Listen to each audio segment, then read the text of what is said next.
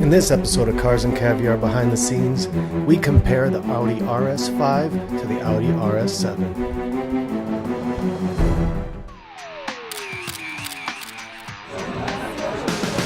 Oh crap, this thing is quick.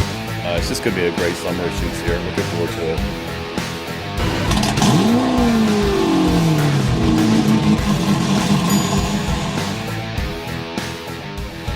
Hey guys, this is Leif with Cars and Caviar, and today we have something pretty cool for you guys as a comparison. We have two Audi RS models, RS5, RS7. There's quite a lot of differences even though the cars may appear overall fairly similar. This one is two-door, this one is four-door, but more importantly, why I think these guys are interesting is they both have V8 engines, tons of horsepower, but completely different characteristics. This one is flat, linear, no turbocharged. This one is a 4-liter twin turbo freaking rocket ship. I'm not gonna lie, this is probably the fastest car I have ever driven.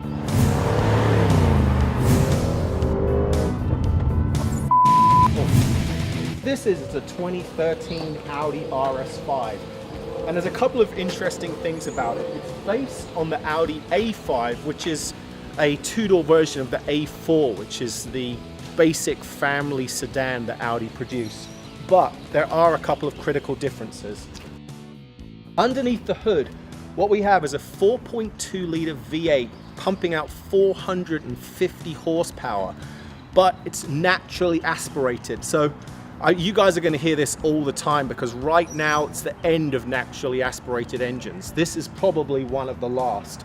The brand new RS5 that's coming out is going to be a turbo because it's the only way to get the kind of horsepower that people want, plus keep the polar bears happy.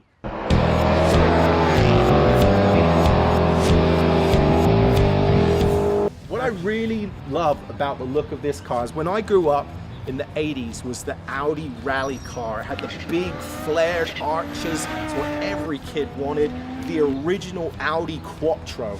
And this car is kind of like its spiritual successor. It's got those flared arches, and that is what gets me about this car every single time. I love the silver grille offset with the silver wing mirrors and wheels. I just think this is a great piece of automotive art.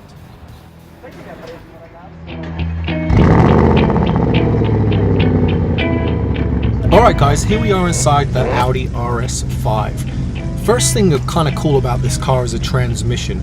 We're going to take it right now from park to drive, and you can probably hear there was no sound difference in the engine. Pop it back one more time, then it opens the valves and you get a great V8 rumble.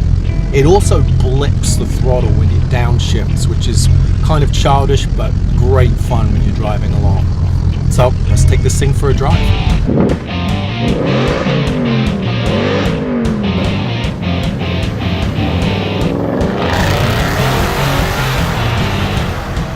First thing about this car is I love the steering wheel. I love the flat bottom feel. A little bit childish probably to have a racing car wheel in a car, but it's just a fun, great feeling wheel in the hands.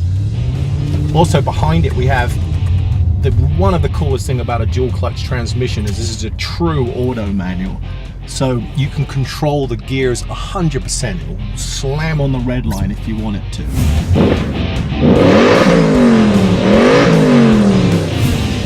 Great sound when it takes off, but as you'll notice when we get into the RS7, it does not have that insane whack in the back that you're going to get with the Audi RS7.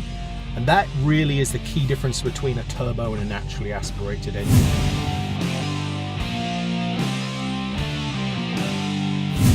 Alright, you guys ready for a real rocket ship? This thing is fast, but bloody hell, that one is way, way faster.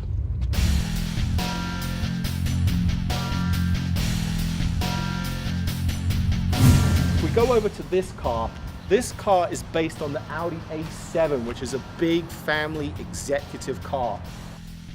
No one really even knows what this thing is. It's fairly anonymous looking, but gosh, it would be fun to go alongside something and drag them.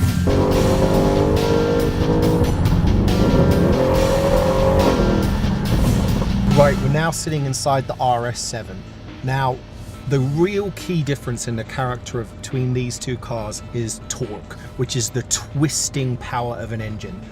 That RS5, that has only 317 foot-pounds of torque. This car has 516 foot-pounds of torque. Now, torque is the twist. Torque is what gets you slamming out of the gate quickly.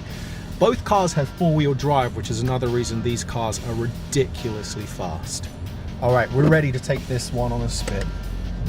This particular car has the cold weather package, which is why it's got that skinny wheel. Normally it has that same thick, chunky wheel as an RS5. All right, hold on guys, because this thing is warp drive fast. Even though it's raining right now, that actually shows these cars off. There's probably no faster car from A to B in rain, snow than a fast RS Audi. Four-wheel drive just slams it off the line. All right, this thing's up to full beans now. It's warmed up. Oh, there's a slight gap. We're gonna, of course, not exceed the speed limit, but here we go. Holy crap, this thing is quick. Just feel that.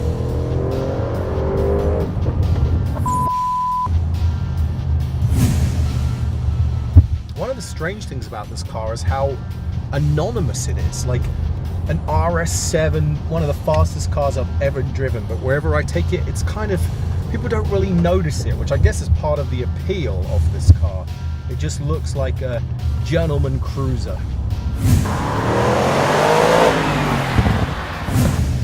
One of the things I've never understood about fast Audis, including that RS5, is it has an active wing that pops up at the back, but only when you've exceeded the national speed limit. So if you're a cop out there and you see an Audi RS5 or an Audi RS7 with that wing, you know they've been speeding.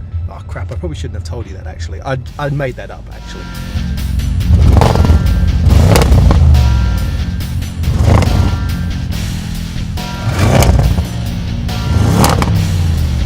They both pop at 45 miles an hour actually. That's the truth, Mr. Officer. Thank you.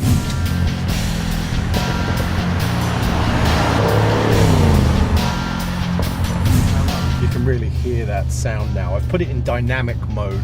This car has all sorts of cool, both of them actually, the comfort mode, auto, dynamic, or individual, and it totally changes the driving style. But I always put it in dynamic, which firms it up, gives you better throttle response, firms up the suspension and that sound. Sport mode, that's maximum attack.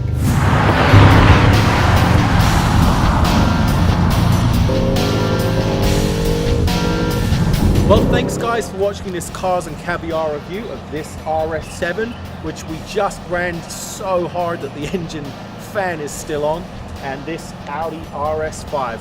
I want to thank Lamborghini Carolinas for lending us this car.